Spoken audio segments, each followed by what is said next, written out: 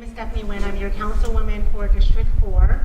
And we had not only, I want to thank Doc Souza for reaching out and helping us pull this together, but also say that we had quite a few community members who wanted an opportunity to talk about crime in our neighborhood, safety tips, and just to get some questions answered. So I want to thank everybody for being here tonight. I do want to introduce a few folks that are here. Our Mayor Steve Lee is here in the back. Councilmember Steve Detrick. Councilmember Pat Hume. School Board Member Bobby Singh Allen. CSD Director Orlando Fuentes. And Josh Green, our CSD Facilities Manager. And then I also want to thank Mo, our Vice Principal here at Franklin High School, for allowing us the opportunity to partner here. And our City Manager, Jason, is here as well too back there. So a couple of ground rules here. I just have 2 rules. There's going to be a lot of folks here that have a lot of passion and a lot of emotions that they want to share. And my 2 rules are be kind, respectful, and 1 mic, right? Meaning there's only 1 person talking at one time. The one thing, you all seem like a really nice, friendly crowd here. What we don't want to see is everybody shouting things out. We've got quite a few officers and deputies here who are going to be able to answer questions, but right now I'm going to turn it over to our Vice Mayor, Darren, Suen. Thanks, Stephanie. Good evening, everybody, and also thanks again for coming out tonight. You know, as a community, we come together when things happen, and I'm really proud to see folks come together here again tonight. When Stephanie contacted me to know if I'd like to be part of it, of course I accepted gratefully.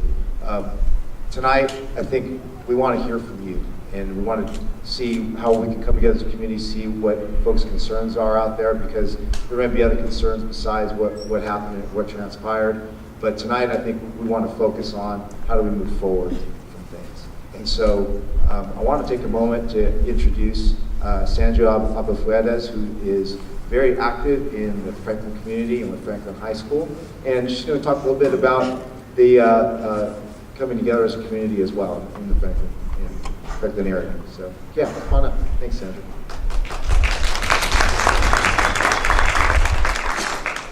Okay, so about 2-3 years ago, we started the Franklin Community Association, and at first we had a lot of people show up to the meetings, and everyone was willing to step forward and take on a role and do one thing or another, and slowly with time, it kind of trickled down.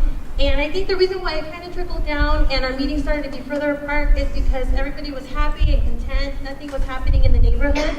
And when things did happen, either we met with a small group or our Elbro PD is very hands-on, as is our city council. And so they took care of items or issues immediately. I know a lot of the issues that the people that came to the meetings had was code enforcement. So there was a huge meeting with the code enforcement officer, and that took place a couple of times actually, not just once. But we kept moving forward. We haven't had a meeting in a while because we wanted to make sure that it didn't get political and that it stayed about our community and it stayed about the kids, their safety, safer neighborhoods, safer schools. And so we moved forward. A couple of things have been happening recently. We've been getting more messages. El Grove Laguna Forums got a lot of messages. People were worried about which way the community was headed, what was happening, if people were still being proactive and moving forward, ensuring that our community stays and maintains the safe place that it is, because it's our kids. I have 3 kids here. 2 of them come to Franklin, 1 goes to Toby. Stephanie has kids, Darren has kids. Bobby, you have kids in the neighborhood, we all do. So this is our neighborhood. And that's why it's important to us to make sure that it stays the place that it is.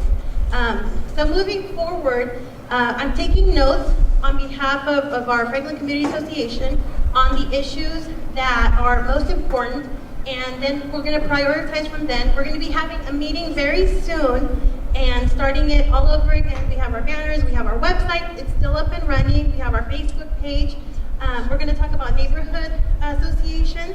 What we would like to do moving forward, we had a telephone meeting earlier today, is to have like a parent that gives us information on what's going on at Costello, that what's going on at Arlene Hine, at Carroll Elementary, because this location has 6 elementary schools, the high school, and the middle school. So that majority of the people that live here have students at one of the schools. So we want to make sure that it maintains and stays the safe place that it is. And if anything does happen, like what has been taking place, that it's taken care of immediately. We're very blessed to have a police department that the minute something happens, you email Chief Nolly, he emails you back within an hour. You contact code enforcement calls you back right away, or they come and they try to take care of the issue. Same thing with our council members. This happened, it was all over social media. They contacted right away, should we have a meeting? Would you be able to co-host with us? Where could we have it? Immediately. It didn't come out of us, it came out of them. So in being proactive, I just want to make sure that you all know, like Stephanie said, be kind, be respectful, let's move forward. We're all family together, we all live in the same community. I don't watch a lot of the kids, but I have a lot of your kids in my house, my kids might be at your house, and that's how it is. We all grow up together, we raise our kids together. So let's move forward, and based on the information that we get tonight, we'll contact El Grove PD and get some more information that is more in detail of the things that happen here.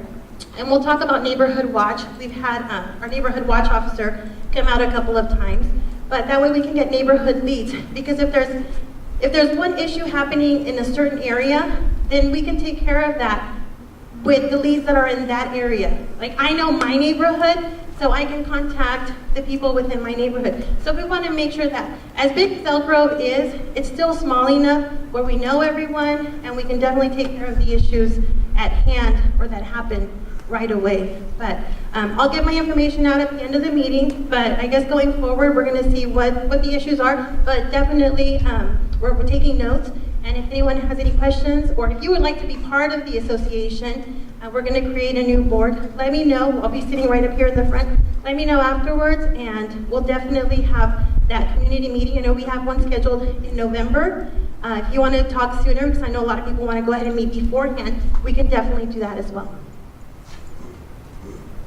Thank you, Sandra. So, then go to Stephanie. Yes, so thank you, Sandra. Again, I will say that we were really fortunate to have her be a part of our forum here, because she is the type of parent that we would love to see more often in this community. She's involved not only in her school, but also in the community as well, too. So we're very fortunate to have her be a part of this forum. I want to next introduce our deputies and our officers here, and they're going to talk a little bit about what their role is. We have from the Sacramento County Sheriff's Department, Deputy Sham, who is an SRO, School Resource Officer. We have Officer Ramirez, and we have Detective Monroe here. So I'm going to pass the mic on to them so that they can share a little bit about their role and maybe some questions they'll be able to answer later on today. Hello, my name is Deputy David Schramm. I work for the Sheriff's Department. Can you guys hear me good? And my role is basically the Sheriff's Department contracts with the Elk Grove Unified School District. There's 10 of us, and a lieutenant that's assigned to this division, permanently. And our role basically is safety and security of the school and the students and the staff. So my particular assignment is Franklin High School. So I'm in charge of Franklin, the charter school, Toby, and the 5 elementary schools that feed into Franklin. So I see my primary role is protecting the kids in the campus. So the thing that I take personal is that I try to make sure that outside influences don't affect the kids that are at this school. I mean, it's typically not a big problem here. I mean, this is a great neighborhood, and I've worked at other schools, and I see what my partners deal with at some of the other schools, and this is a really great school in the district because of my opinion. And nothing I say is the Sheriff's Department's opinion. It's mine. It's parent involvement. And that's why this school, for being the largest school, is one of the best schools I believe.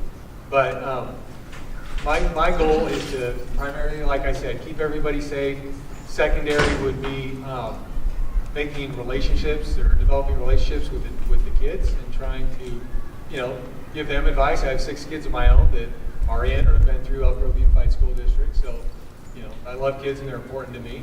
So I see that as another one of my roles. And then theoretically, what the Sheriff's Department's role is we're in charge of your kids when they're here on campus and when they're coming and going. So typically, when they leave your house with their backpack or they get home with their backpack at the end of the school day, that's our involvement. Their Elk Grove Police Department, from starting, I think, year before last, started having a couple officers work with us, which has been great because now we have more communication. So any kind of situation that we have or they have, we work really well together now, which I believe it's really helped out because we have different communication systems and computers and databases, and it's been a great benefit. And so my role is like I said, protecting the kids, the staff, trying to mentor the kids, and then also try to just deal with things that are criminal. Our goal isn't to be the strong arm of the school district. It's to help the kids and to do what's best so they can move forward. You know, kids make mistakes, and we try to let the school handle that as best we can. And that's pretty much it. Good evening, everyone. I've met some of you guys before at some of our neighborhood watch meetings. My name is Christina Ramirez. I am a community service officer, crime prevention officer with the Elk Grove Police Department. Just a little background, I've been in crime prevention for 1 year with our department, but I have been with the department since 2006. So my interest is not only you guys, but I live here too. So all your concerns and all your questions that you may have, I have them too. Because again, I live here, I have children that go to school, live in this area as well. So I'm here to help you guys this evening. My primary reason for being here this evening is just to give you some crime prevention advice, some tips, any things that you guys can do to help your children, help you guys stay safe, and in this situation, maybe to and from school, and just to educate you guys on when you can call us, because you guys have to remember, we're not everywhere. When we come into your neighborhoods, crime stops. As soon as we leave, we depend on you guys to call us, contact us, and let us know what's going on in your neighborhoods. Those are your homes, and it's up to you guys, or excuse me, up to all of us to work together to stop crime in your neighborhoods and do the best that we can for our children. Good evening. I'm Nicole Monroe. I'm a detective with the police department. My specialty is sex assault and child abuse, but I have been an officer in this area since 2011 with the police department, and before I promoted to detective 3 years ago, I was patrolling this area. So I may have been in contact with a lot of your kids at that time as an officer working in this area.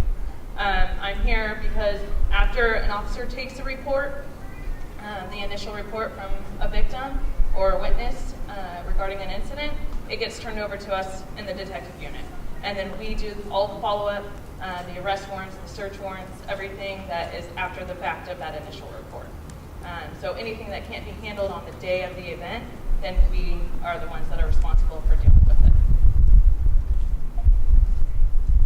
Thank you very much, officers, for being here this evening. And I also want to take a moment to thank Elk Grove Laguna Forums and Jack's Chronicles, Elk Grove Tribune, for also being here and streaming this. If you have questions that pop up on your screens, go ahead and shout them out. We can take that input as well from there. So at this time, you know, what you've heard, I think the consistent theme is we all care about community, we care about our kids, we care about having a safe, quality life living here in the city. And so I want to open it up out to all of you, and let's start hearing from you what your concerns are and maybe what input you might have going forward. What we can do let's see what we can do to make things better in our community. So with that, I'm going to go ahead and open it up. Raise your hand, or we'll bring a mic over to you, or circle around. Everyone, I see somebody want. Anybody have any comments? No? Why are you all here? There's one. Lily? So there may be questions that we're not going to be able to answer tonight. And so what we're going to do is have a parking lot, which if there are any questions that are asked and we're not able to answer, we're going to get back to all of you. So I will be putting things on the parking lot if it needs to be. I very much appreciate a parent stepping up as you have. I'm not a parent in this area though. My son goes to CO in Pinkerton, and I actually live on the east side of town. My concern is our can we do what we're doing for this area for some of the other schools? And if you need a parent to step up, I can help with that. Absolutely, yeah. We'll circle back with you. Thank you for stepping up. Yeah. Yeah, that's right. So Councilmember Detrick, Councilmember Hume represent the east side of town. So, they're listening. Friday night, we got an east side. Yes, we do. Councilman Detrick's reminding me that District 1 and District 3 is doing a joint neighborhood community event this Friday evening at Elk Grove City Hall at 6 o'clock. So if you live in District 1 or District 3, come on out. Thank you, Councilman Detrick. Yeah, I see some info. Hi, what I'm hearing, at least initially, is this more student-centric, this meeting, or is this community safety and policing centric?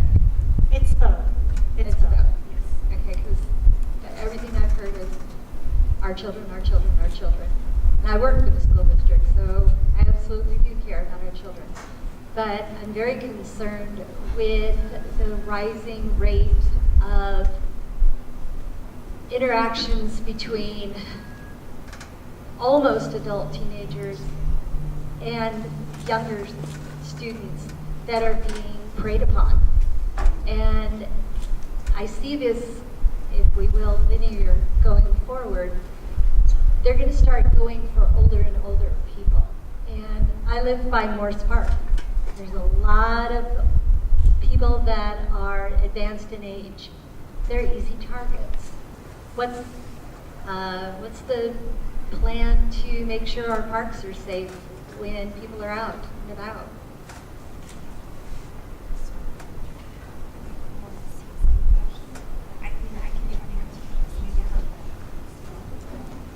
That's actually a very good question. That would be more of a CDS question, but we are still here. CSD is still part of our community. The best thing we can advise to everybody is that to walk in groups. Don't walk too late. If there are any lights out in your neighborhood, in the parks, make sure you contact us and let us know. What we need to do is work together to stay safe. Our children, have them walk together. And when you guys do see suspicious activity, make sure that you contact us. If you see a group of kids that are, they look like, it's okay to hang out with your friends. It's okay for them to walk down the street. But if you notice that they may be causing problems in the neighborhood, something that you may think is suspicious or they're going to cause harm to someone, we need you guys to contact us. What we'll do is send one of our officers out to contact those kids. Sometimes they're just having a good time playing around. We'll contact them and we'll come to that decision, but you never know. If you call us, or excuse me, if you don't call us, we can't go out there and contact those kids. We don't know what's going on. But if you do call us, what we do is just go out there and talk to them. They could be just a bunch of kids having a great time. We talk to them, let it go on their way. Or they could have been a group of kids that are, thinking about committing a crime or in the process of committing a crime, and you could have just stopped a crime. So what we need you guys to do would be the eyes and ears of our community. Make sure you're calling us. If you're not quite sure if it's something that you should be calling us for, then call us anyways. We're going to ask you a series of questions. Just stay on the phone with the dispatcher and let us make that decision for you. Does that pretty much answer your question? To a certain extent. Are you asking more like when they're in the parks, our elderly and our young youth are out, what we can do to best protect them? Okay. I would say just have our kids, younger kids, stick together in groups. The more people you have walking together usually is a safer group. There is no crime-free neighborhood. There isn't, but we can do our best to make our neighborhoods be as crime-free as possible. So our kids just stay together, group together, and if you do see some older kids as passerbys, if you think the older kids are picking on the younger kids, call us and just let us know and we'll go out there. Especially with our elderly too. Keep an eye on our elderly and let's just look out for each other. That's the best answer I can give you, because we can't just go out and contact some kids and say, hey, we think you're up to no good. What we can do best is just protect ourselves and teach our community to protect themselves the best they possibly can. So I can't give you a better answer than that. No, but that's a great start. One, call the police department. That's one of the things we hear constantly. I think a lot of my colleagues hear the same thing. And it doesn't mean post it on next door, okay? If you do that, make sure you're still calling, because I can't tell you how many times I've seen things posted on next door, and I have to take a snapshot of it and text it to the police department and then have them react, because our police department can't see into next door. So please know that. Call the police department. If you want to post it on next door to warn all the neighbors, that's fine, but make sure you call the police department. The other thing from a city perspective, we're on a mission to hire more officers. So we have budgeted to hire more officers, 4 or 5 a year. We're on that consistent path. If we can allocate more funds, we will, and try to hire more and deal with attrition, and deal with training new officers and those kinds of things. So we will work on doing that part. But as mentioned earlier, the third prong is us as a community, coming together as a community, watching out for one another, getting to know your neighbors. Things like National Night Out is great.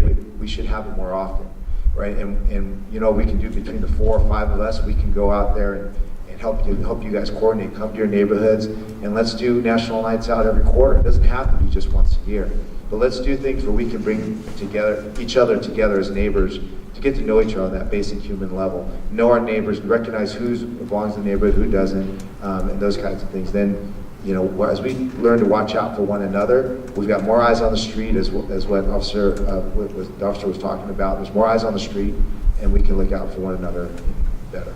Okay.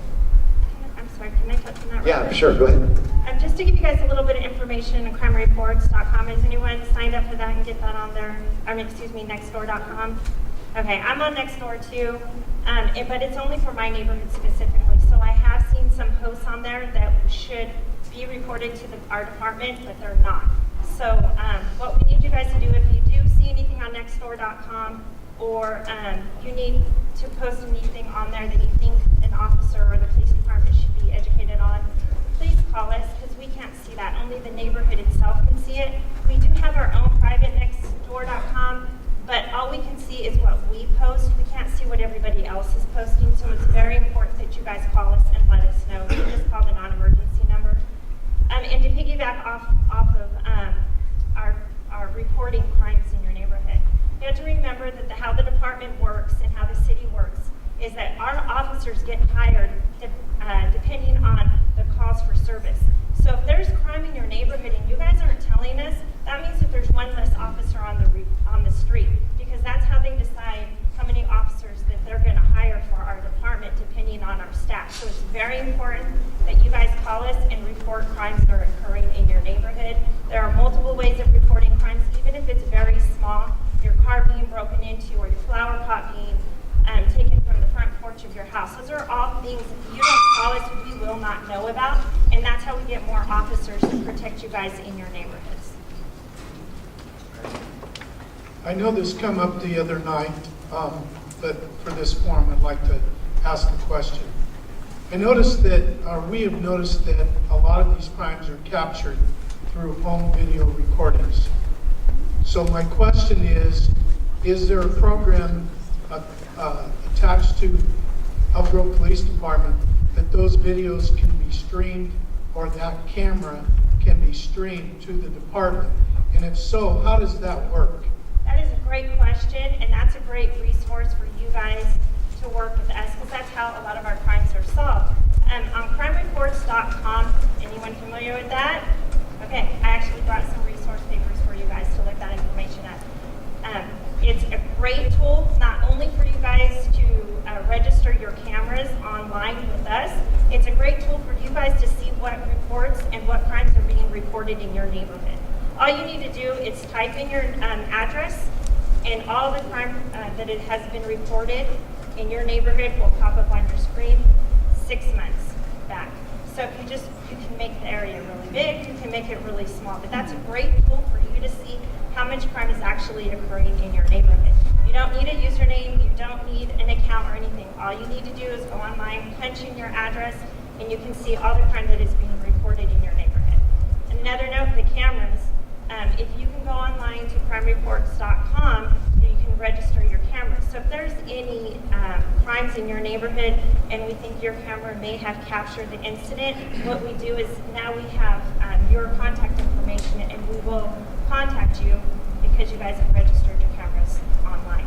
Another thing that we do, I'm sorry, sir, go ahead. Go ahead, Another thing that we do whenever there is a crime in a neighborhood, such as a burglary or, a stolen vehicle, anything major that we may look to you guys for help, what we do is we do a canvas. We'll go around and we'll knock on every single door that we think may have seen what occurred, and also we'll drive around your neighborhood and look for the cameras on the outside of the exterior of your home.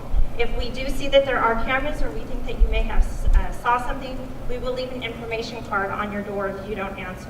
I know I've done that all the time, and let me let you know, we have gotten a lot of video footage of crime because we went from door to door, because we actually are interested in solving these crimes.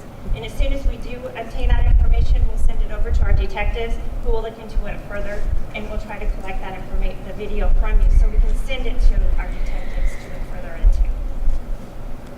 And one thing that's important to know is how your recording system works so you can retrieve that video. Because a lot of times it is only like a 30-second blip depending on your surveillance video. So make sure you're aware of how your video surveillance works, because if it's only set off by motion and it's only a 30-second clip, that's only going to help so much.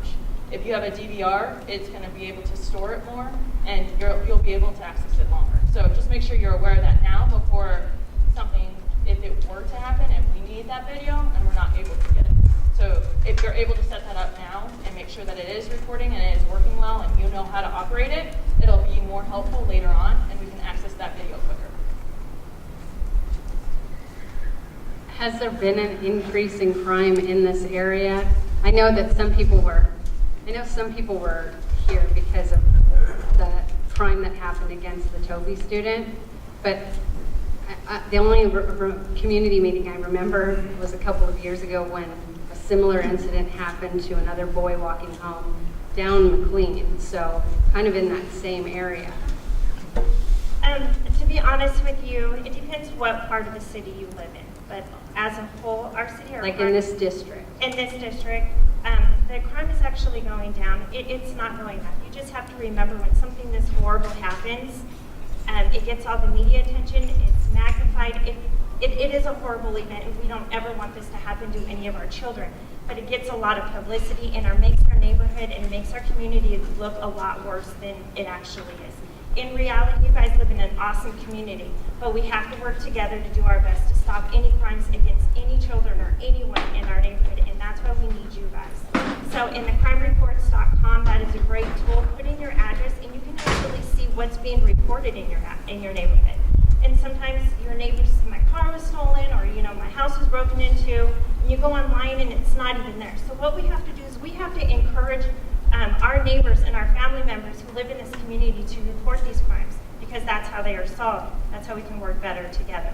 But to answer your question again, crime is going down. I'm sorry I can't give you the actual percentage or specifics on that, but it really isn't that bad. This is a great community. So with those two incidents that received pretty big media attention, what were the similarities in those two crimes against those two boys? Well, unfortunately, I did not write either report, and I did not respond to either one, so I really Does the detective or Officer Schramm know?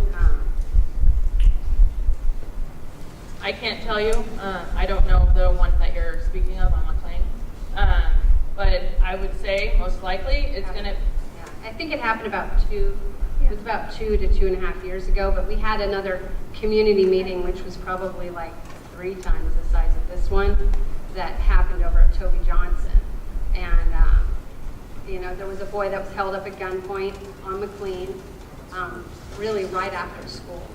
And I just wanted to know, it happened within, not even a quarter mile from where this one happened on Swan. So. And these are all random acts. It's not like they're targeted incidents. And that's typically the majority of crime are random acts. So there's, like Christina's already said, the biggest thing is community involvement. If we're able to get the community involved and get you guys working with us to not only report what you guys see, but also help and reach out when you hear of things or see things, whether it be on social media or through your kids or through your neighbors. If you can report it to us, it helps us. We have an anonymous tip line as well that is very helpful. If you don't want your information being put out there, you can go through the anonymous tip line, but it is helpful if you were to put your information so we can ask follow-up questions and get more details if you have it. What's the number to the anonymous tip line?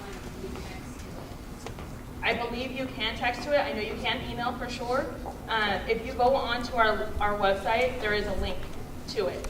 So I can try to look it up real quick and we can get it on the board for you.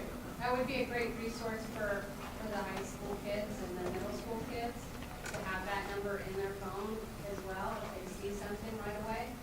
You know, so I mean that's something that all kids in Elk Grove should have, because if they see something, they may be afraid to say something right then, but they can be texting and nobody would ever know that anything was going on. So if the city of Elk Grove and Elk Grove PD were able to kind of market that to the kids, that they can actually, they have a way instead of just calling 911. So Yeah, that's actually a great idea. I did bring these pamphlets, and inside has a bunch of numbers in here. Please take one on your way out. Additionally, please make sure that you fill out the sign-up sheet there where it has your name, phone number, and email so that we can follow up with all of the questions being asked today. We'll be able to send it out to all of you. So we'll get you the non-emergency number, but also this here has all of the numbers on there. Also, that resource paper that I have on it, there's tons of information, websites, our non-emergency crime prevention, and I actually think the tip line is on there as well. That is on there. Feel free to grab one when you leave, please, or I can pass them out to you.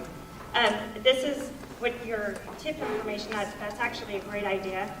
What we do have, there's just, when you guys call into dispatch, you can just call the 911 number and you want to submit an anonymous tip, feel free to do that, because just let them know, hey, I don't want any repercussions of calling in. You can leave your information and you don't have to leave your name or anything, just let them know whatever information you want them to know, and it'll get passed on to the person that it needs to go to.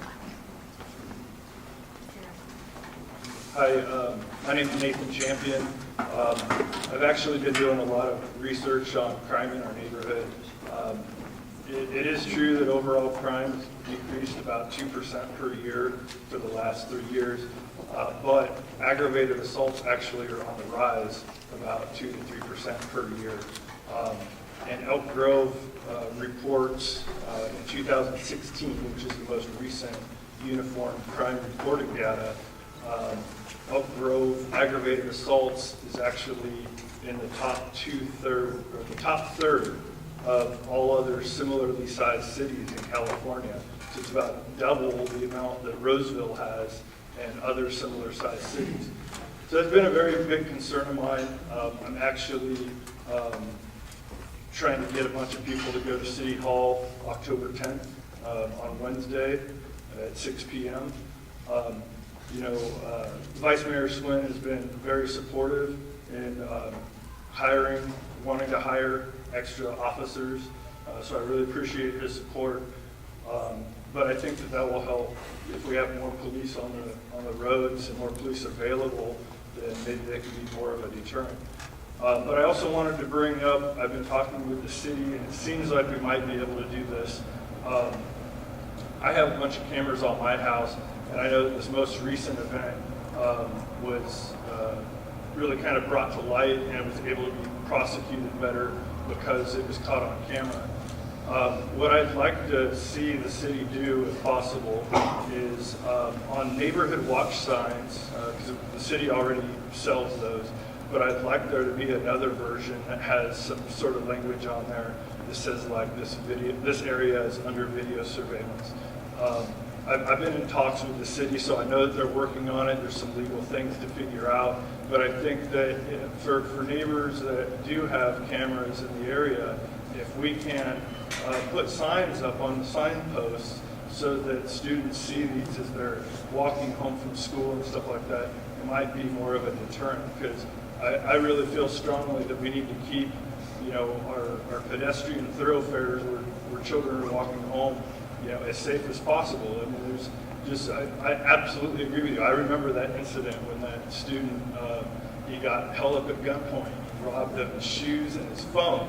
And that's what happened again. So I don't know that these are random random acts. I think that these students are being targeted for what they have, you know, and I tell my kids, don't show your cell phone, don't walk with your cell phone out, but you guys know how kids are, they don't listen to what we tell them to do all the time.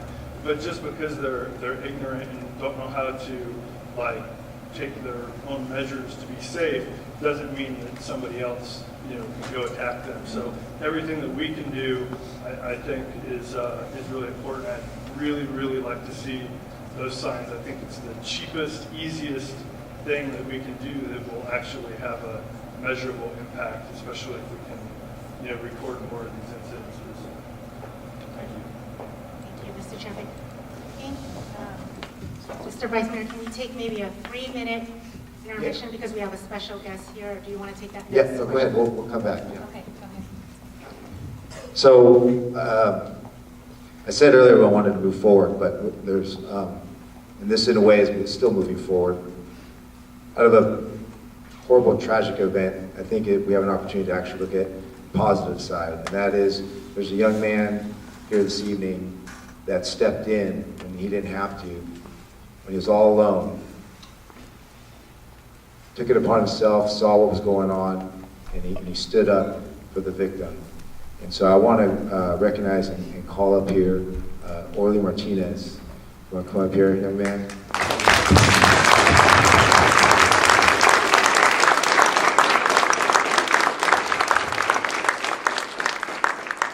Orly's here with his dad, Orlando.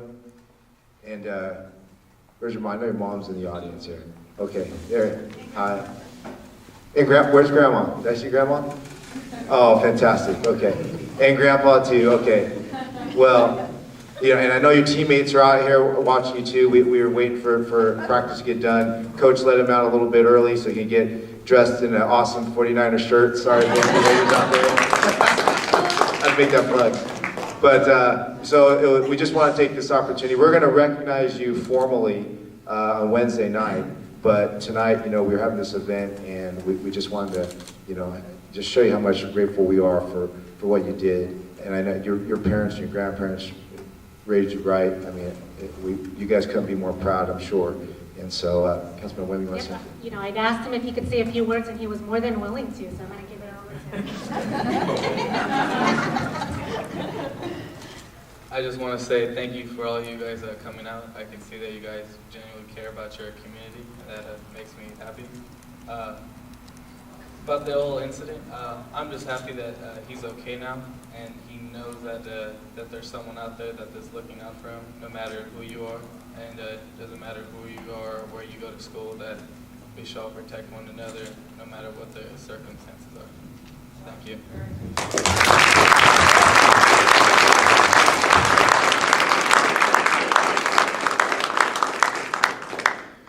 Well, we heard you like to eat, Orly. And so we took it upon ourselves to get you a little something, and you know, hope it'll last you. You look like it might only last you a snack, right? So, hearty young man here. This is fantastic. And also, we're not done yet. The mayor came tonight, and I know he would like to give you something. And again, we're going to do something official from the whole council on Wednesday, but we really appreciate you. Thank you very much. Mayor Steedley. Thank you, Vice Mayor, and congratulations, for being honored tonight. I had an opportunity to talk with Mr. Martinez, and he had called me, and we had a conversation. And this is an opportunity for us to acknowledge something that's very positive. It is a teaching opportunity, and so for what you did, even though you're super humble, you're saying it's so little, but yet it is important. Bad things happen when good people don't do anything. And I think that this is really an opportunity for us to acknowledge the character that you have, the teachings of your grandparents and also your father. And so what I did was I have something a little bit special for you. And officially you'll be recognized by a whole entire city council on Wednesday, and we'll embarrass you completely. But tonight's just our chance to give a little of something. And what I have is the mayor's medal of appreciation. I'd like to present this to you. Orly. Thank you.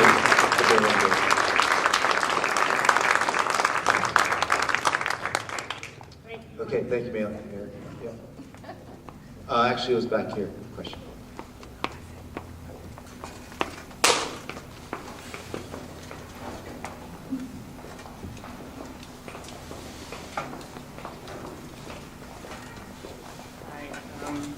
That just got me kind of choked up a little bit, but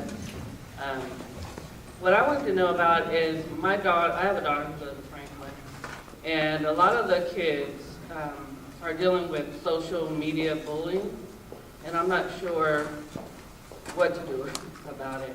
I like the tip line, or the texting tip line, but a lot of the kids don't want to tell who they are. So I don't know how we would solve that. Because the social media bullying leads to, I'm going to beat you up after school, and this is where the aggravated assault happened, and so it all kind of ties together. Yeah, I appreciate that question. School board member Bobby Singh Allen's here tonight. I know she's been a big advocate on anti-bullying, and so she has something to say. Great, thank you. And thank you for that question. So we actually are going to be implementing, basically it's an anonymous online reporting option. And so we're going to be launching that very shortly. We're working through the glitches right now. But it's going to be a tremendous opportunity for anybody.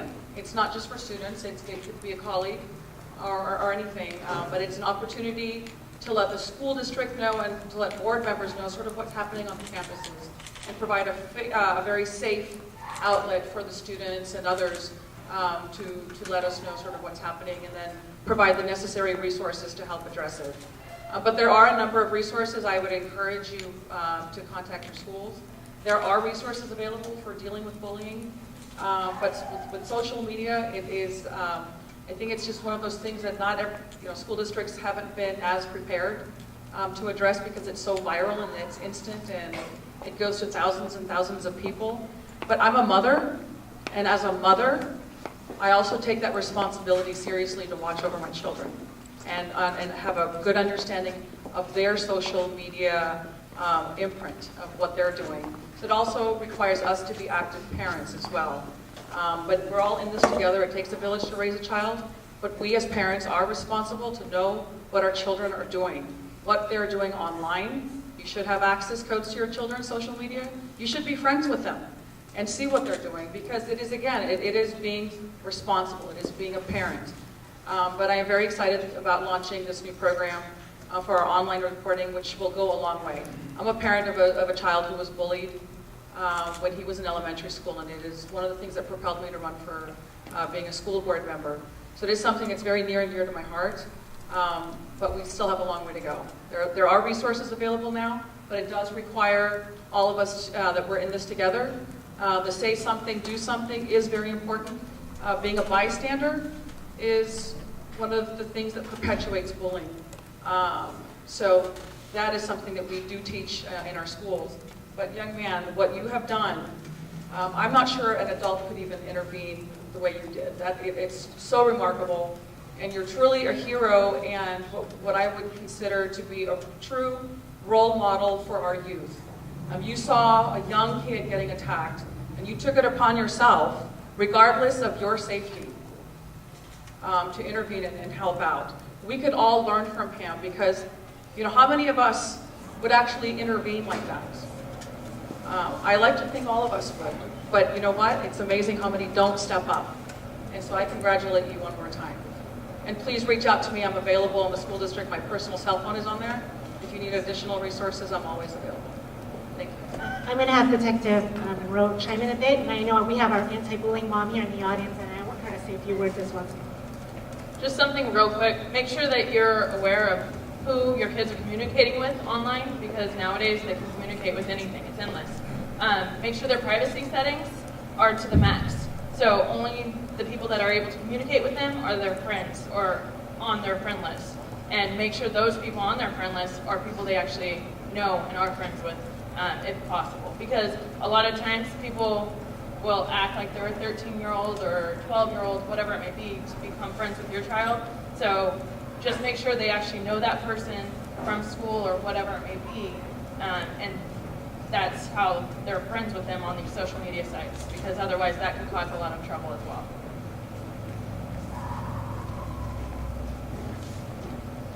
I wanted to touch on the cyberbullying thing. I guess some people will call me a helicopter parent about this stuff. I have my kids' passwords. They don't have access even to their iTunes account passwords. So they can't download Snapchat without my knowing. They can't create a new Instagram without my knowing. I'm constantly, just from parent to parent, take screenshots. My kids have been cyberbullied, aside from being bullied in school and stuff.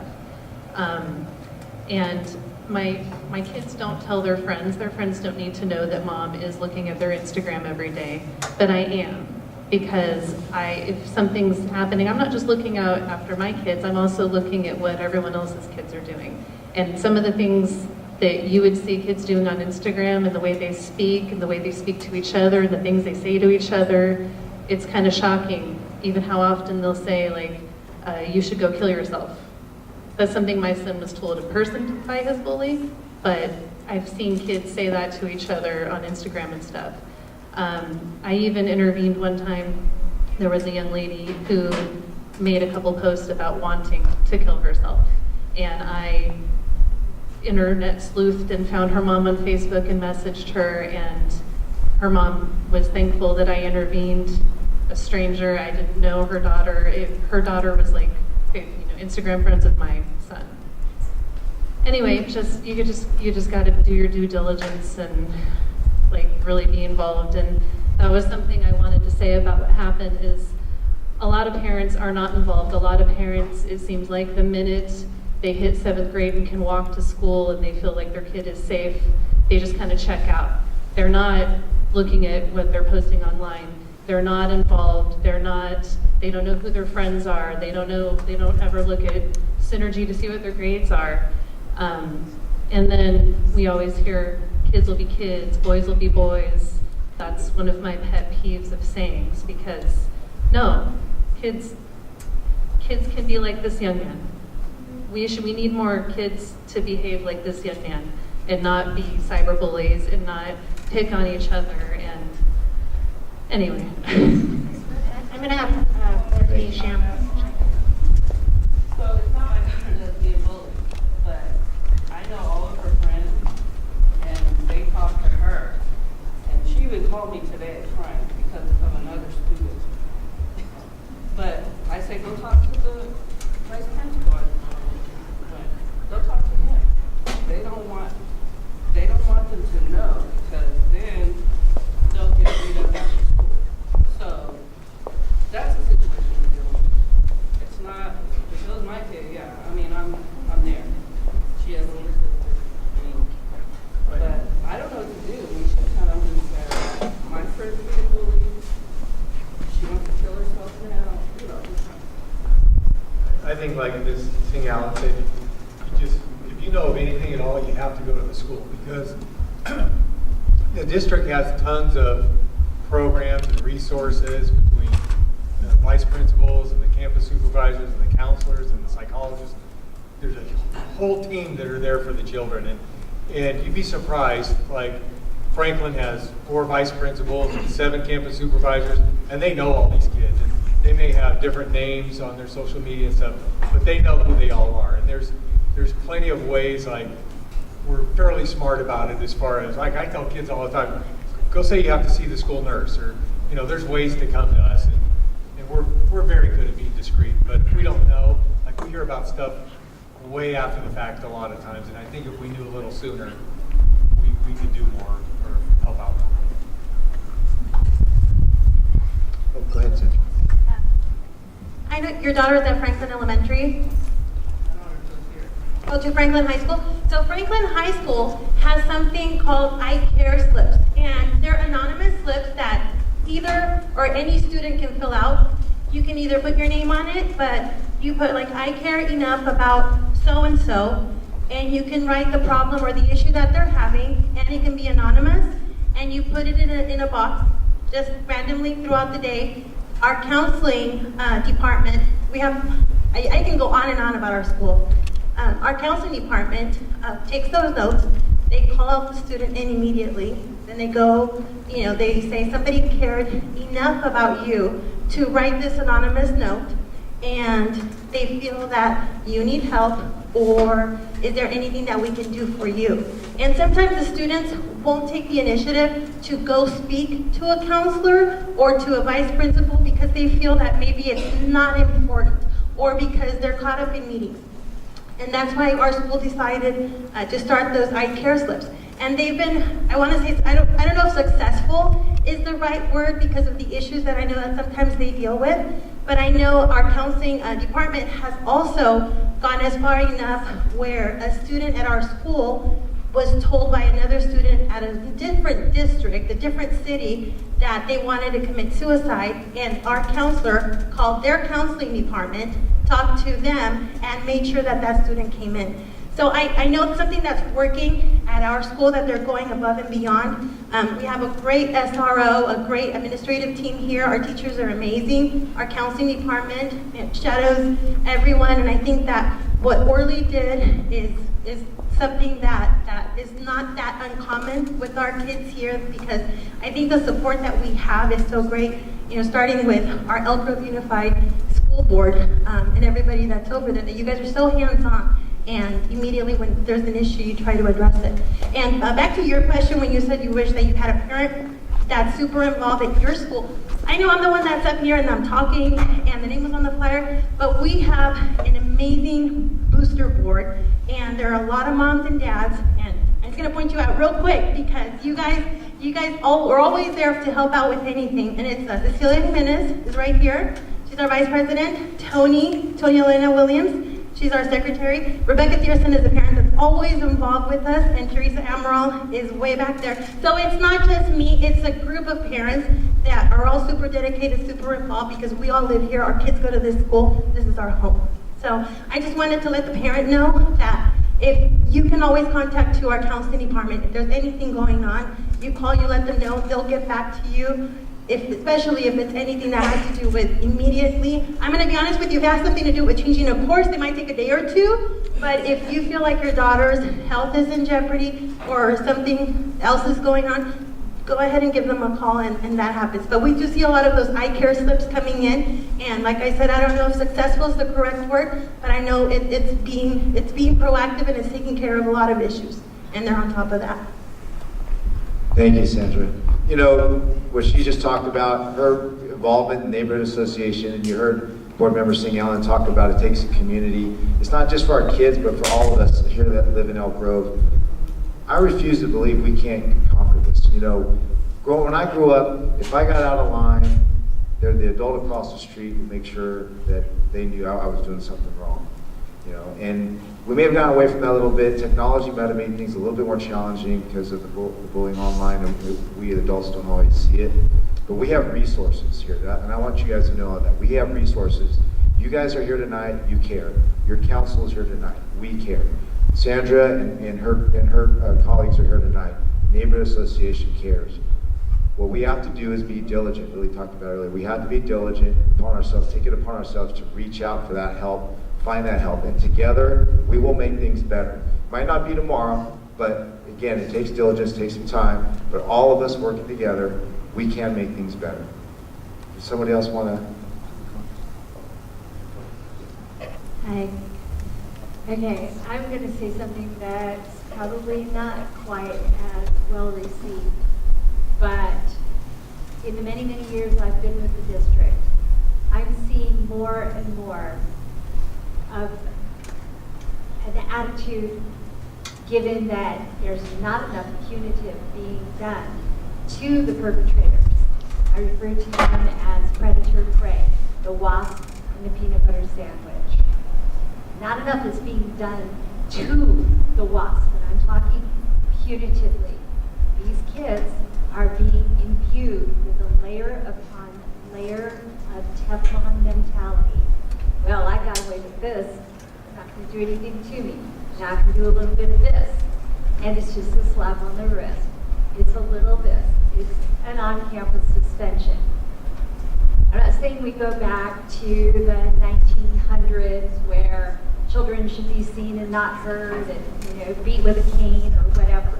But I am saying, how about if administration throughout the district steps up and levies a consequence that pinches a little more instead of a, I don't understand why you're doing this. This is so hurtful.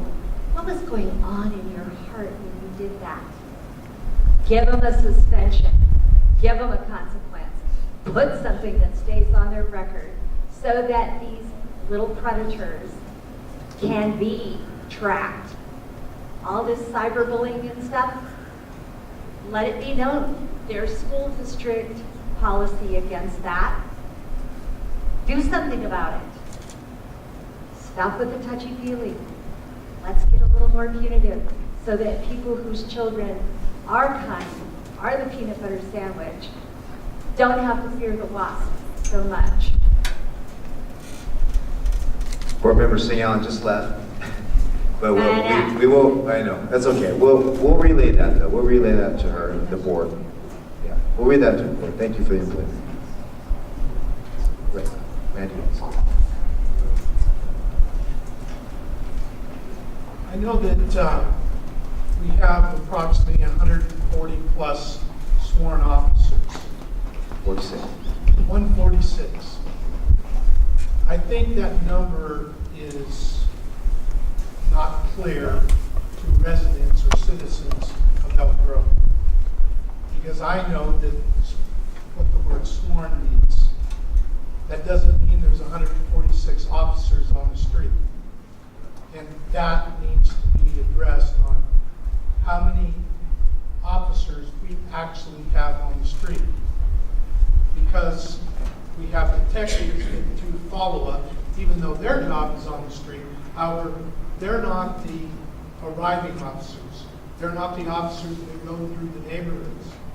Another thing with that, it would be also helpful to explain what a CSO is and how they work and what their job duties are. We're reading a lot on social media about, as Nathan brought up, wanting to increase per capita the number of officers. But if we don't have a starting point of what our street officers number is and what their duties are and what the duties of other officers are, I don't think the citizens truly have a clear picture of what our police force is. All we know is we have 146 sworn officers.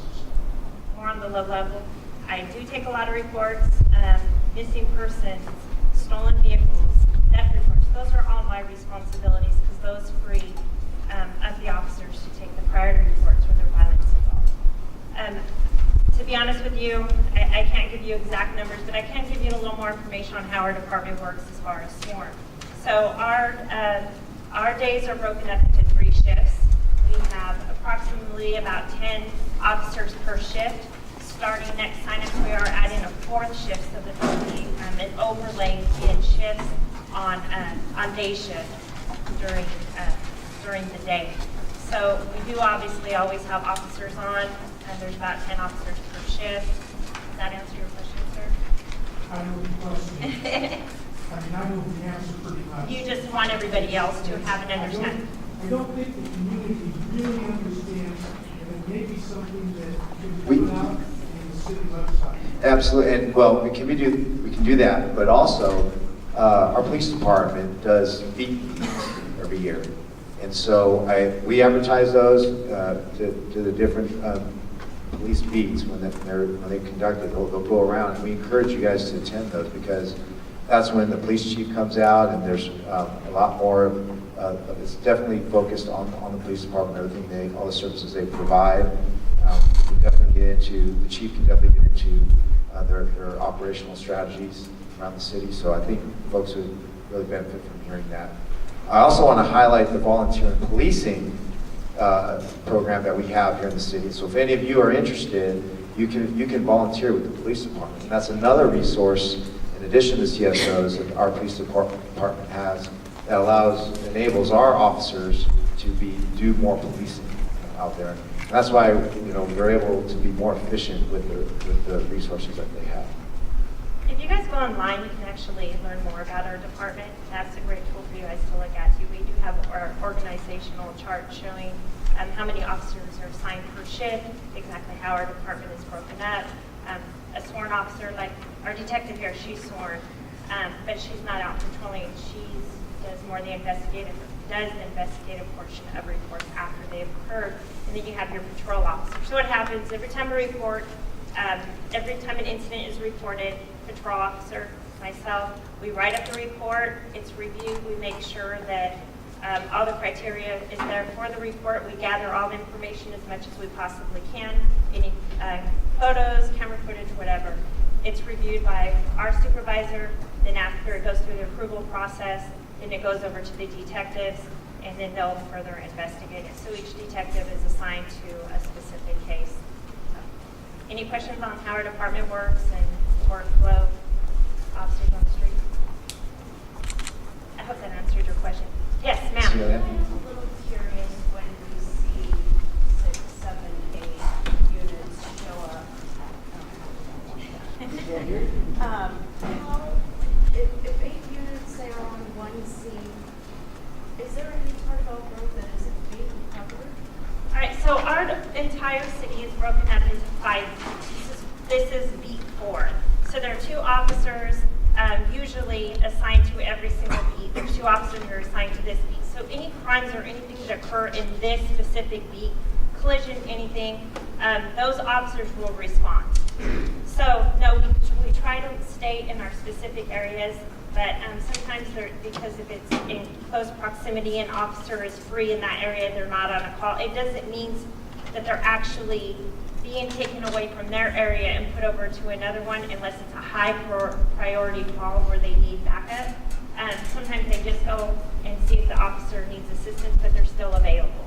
So just because you see them on scene, it doesn't mean that they're not available. The dispatcher is able to see where they're at because there's GPS systems on all of our vehicles, and they are still able to dispatch them to a call over in their specific area, their assigned area. Does that answer your question, ma'am? Yep. Okay. Any other questions? All right, thank you.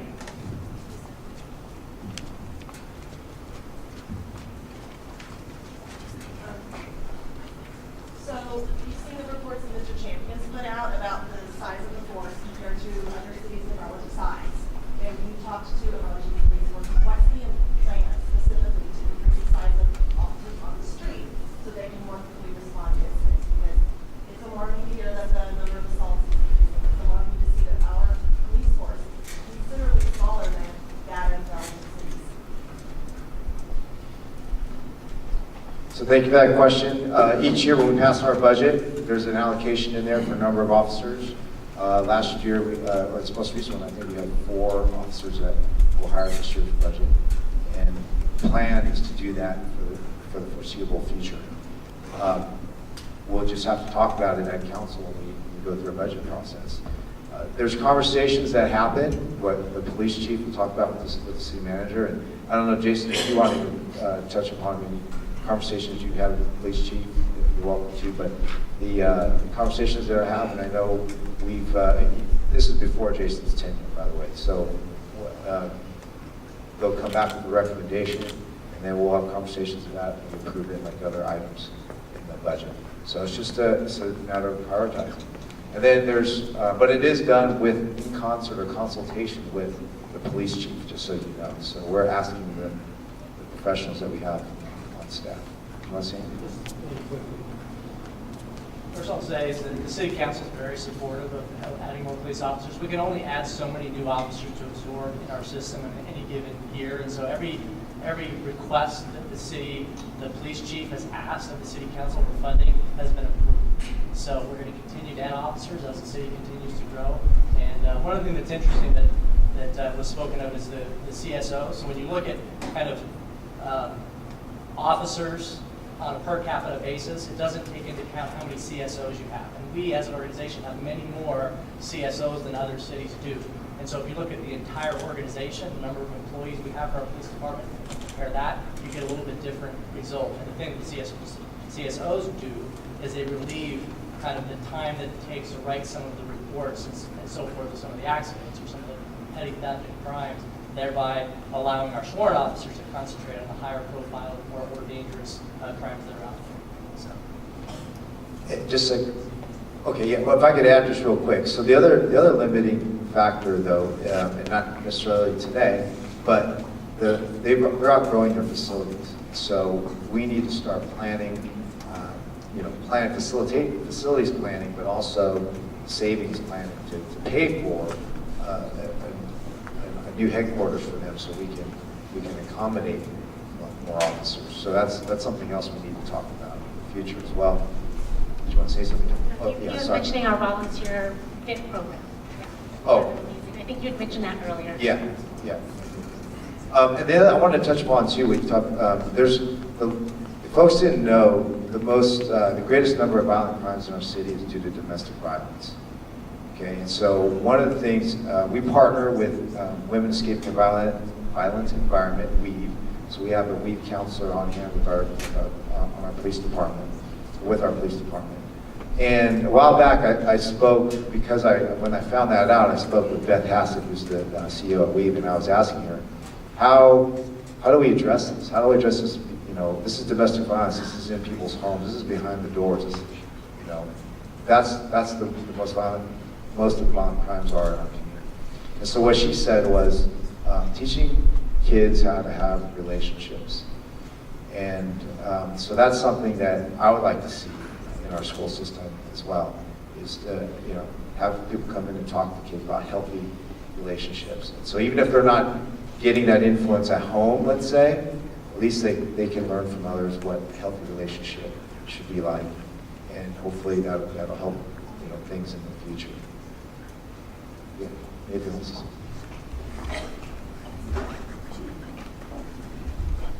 Thank you. I think that I've heard that before, that 60% of aggravated assaults in Elk Grove are from domestic violence, but I don't know. What do we think the aggravated assault, how many of those in like Roseville are domestic violence? Because I think that I'm comparing apples to apples, which is city to city, right?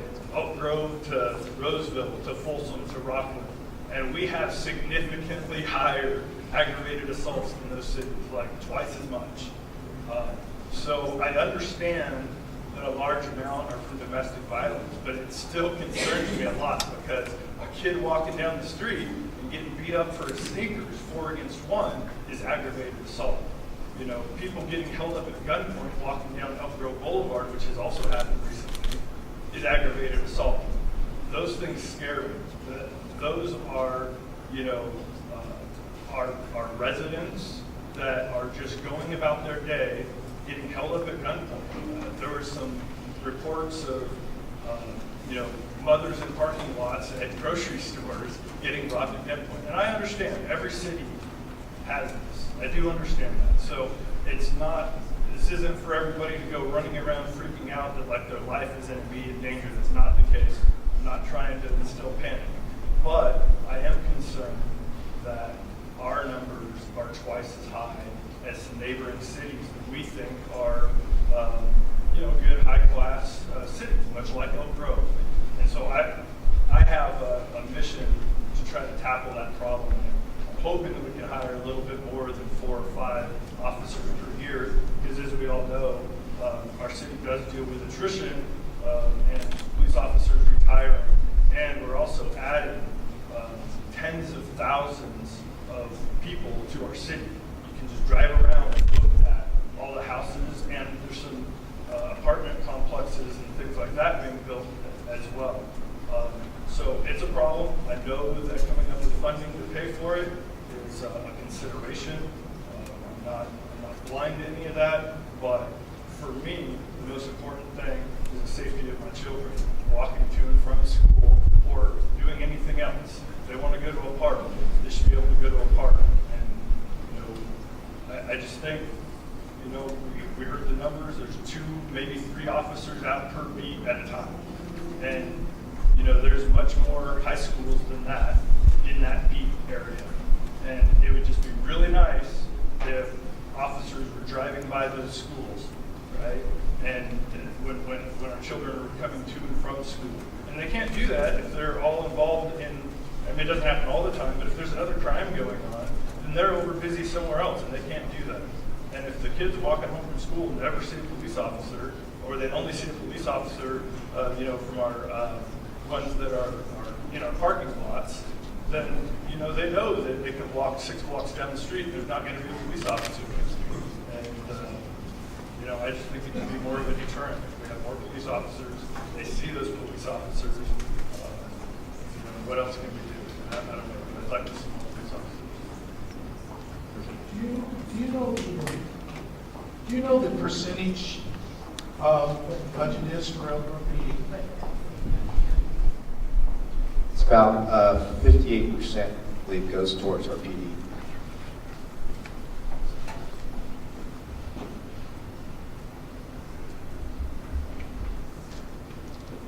Any question back there? Thank you. This is for people from the police department. Okay. Are you using any predictive analysis software for crime prevention, crime prediction, such as Analyst Notebook or Constat, or a variation of those? That's a great question. No, we are not. We currently don't. I wish I could give you more information. I personally don't know if there's anything in the near future that would help predict some predictive policing. I can't better answer that. We don't have anything in the works that is up and running, but I don't know about the future. I think that'd be more of a management question. I'm sorry, I can't answer that for you more appropriately.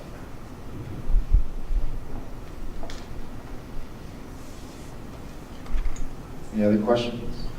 Yeah. I'm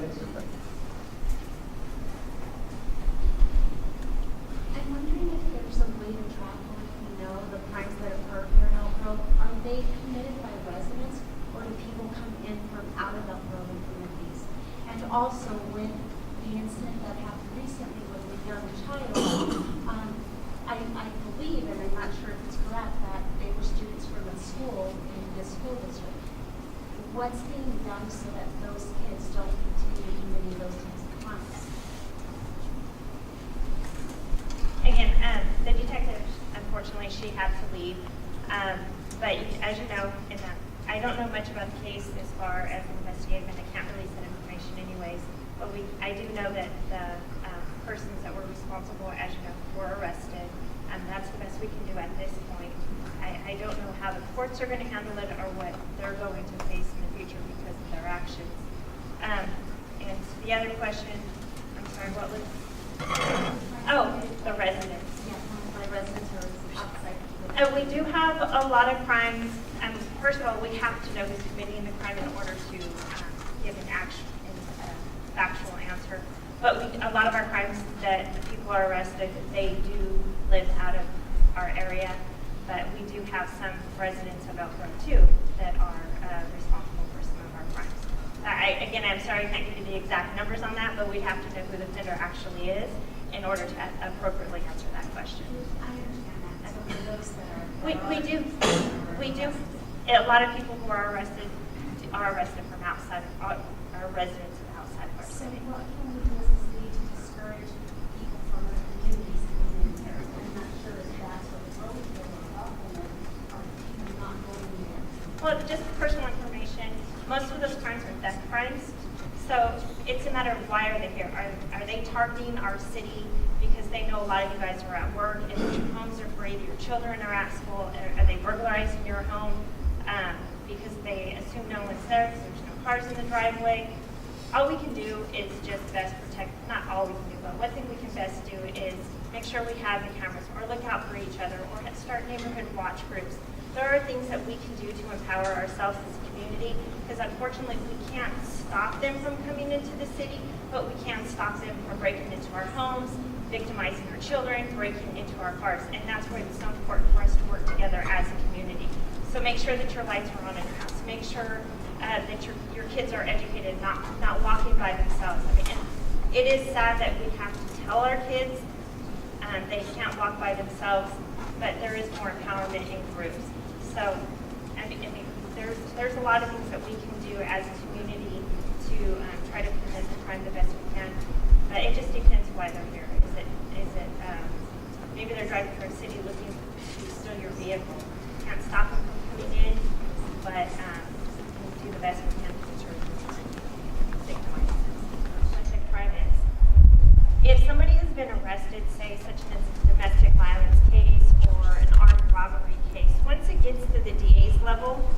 they don't have a choice. Once they're arrested, the person is arrested, that case is forwarded over to Sac County DA.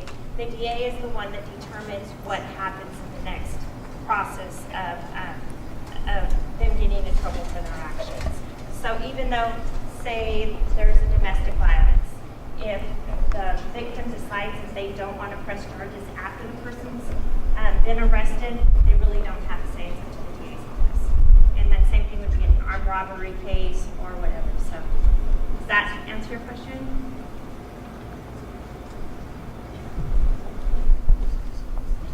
I think the other thing to also understand, and I know this being an API person, is that some of us culturally are afraid to report an incident in fear of retaliation. And it actually happens a lot in your immigrant families and non or limited English-speaking families. And that all you can say is that you've got to continue to encourage them to report it, because if it's not reported, it never happened. And that we support each other and we work with each other. I can't tell you how many times, I know the Vice Mayor said it earlier, that a lot of people like to do things on Facebook or Twitter or Nextdoor and post it there, but you've really got to call it in. And really, if you can assist anybody in calling it in and educating them in the importance of calling it in, that's going to help all of us as a whole. I know, Mr. Chairman, I'm going to put you on the spot here, but you're really good at putting neighborhood watch groups together, because you did one that's been really effective. And I think the one thing he did was he was consistent. He was always calling the police department. We all know him now, and that I think what happened is that that home, right, got fed up because they were always being visited by the department. And so again, it works. You continue to call it in when you see something, it works, because at some point they're going to move or they're going to leave because they don't want to be bothered again. Do you want to chime in a little bit about your neighborhood watch? Yeah, some of the neighborhood watch best practices that we use, we have a group text. You can only have so many people in a text message, so if your group exceeds the size that you can use for that, then you may want to either make it kind of like a phone tree or move to an app like Slack or something like that to have group communication. So what we do is when we see something going on, one of us calls it in, and then we message the rest of our neighborhood. And that gets their eyes on it as well, creates multiple witnesses, and then also multiple people that can call it in. Unfortunately, I sometimes have mixed results with how fast the police respond. I don't think that it's because the police don't want to be there. This is just my experience and part of why I'm on my sort of crusade for more police officers. Because, you know, if you see a drug deal going on and you call it in, the drug deal is not going to be going on in 20 minutes when the police arrive. So it is what it is. You know, the PD does a great job with what they have. They really do. And the officers that responded out have been great.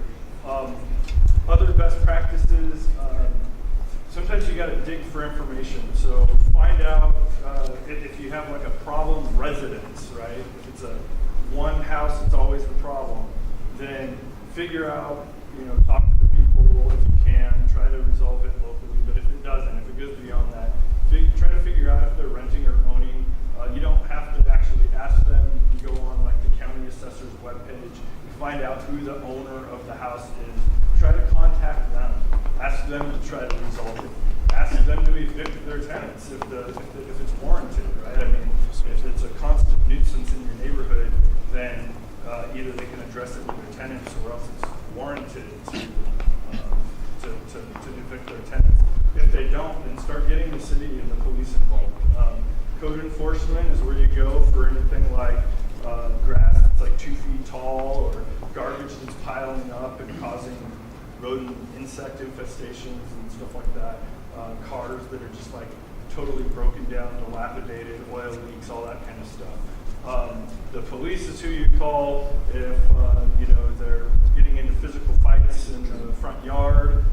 If they've got you know, unsafe cars, unregistered cars that are running stop signs or driving erratically, things of that nature. If you see drug sales or drug deals going on, short stay traffic, all that kind of stuff. But the main thing is to follow up over and over and over.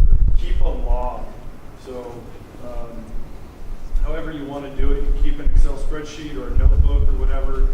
Anytime that something's going on with that particular house, you've got to document it and keep a log. It'll help you in the long run because, as I found out, if the homeowner wants to be really stubborn, then it actually will probably take like a court intervention. And in this case, the city's been really helpful. They actually did sue the homeowner. It's still ongoing. It's been about a little over a year and a half since we started going to court.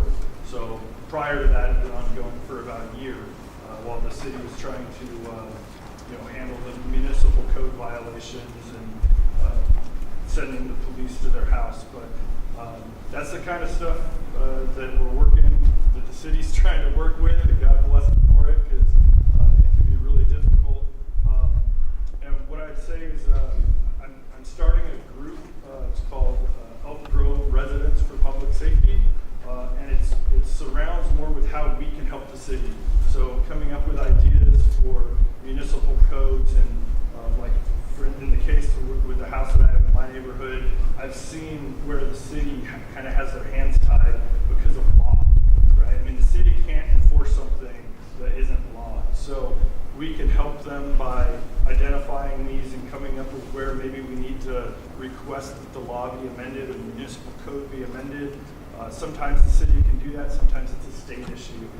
The city can, perhaps work with the state and try to adjust it. But that's what that's focusing on. But we do all have to do our part. The city has got to do their part. It really is a partnership. But I'd be happy if anybody's trying to start up a neighborhood watch group or anything.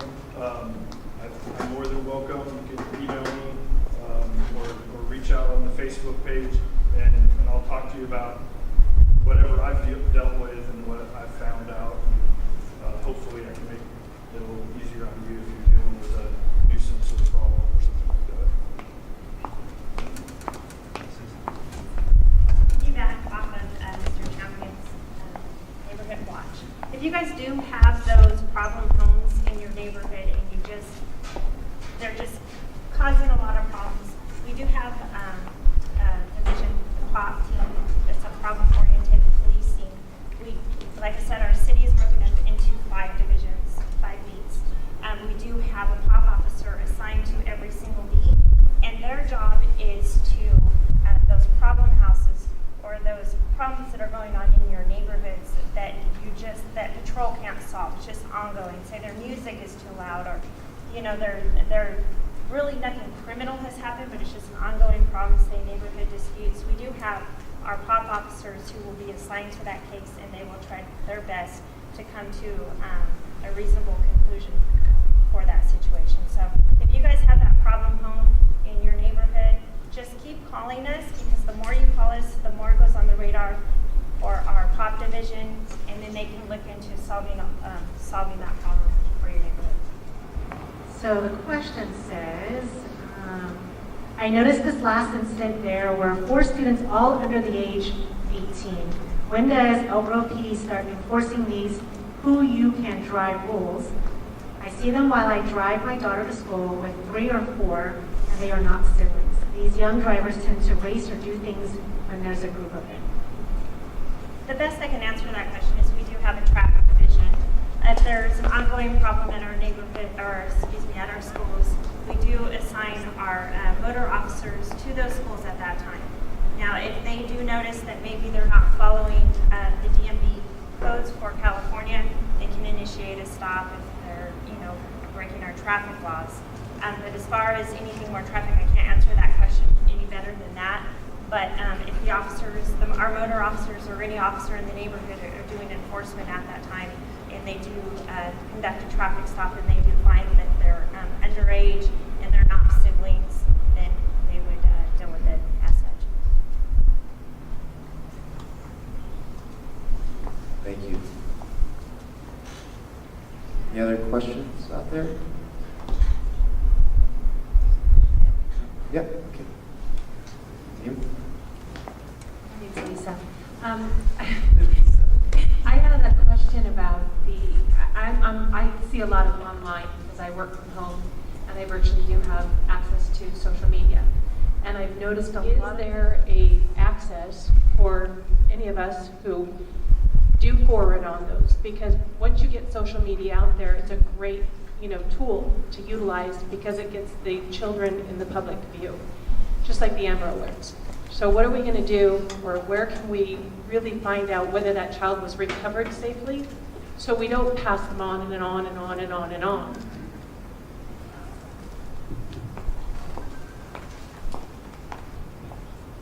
I'm not sure if there's an exactly right answer to that, but a lot of time it's the citizens, the family members. They're the ones who put those out on Instagram and Facebook, looking for your guys' help to help them find their missing loved one. A lot of times, even though they've been found, I personally, on my personal Instagram, I've seen where it continues to go forth. In one instance, it wasn't the Oak Grove Police Department, it was Sac PD's missing person.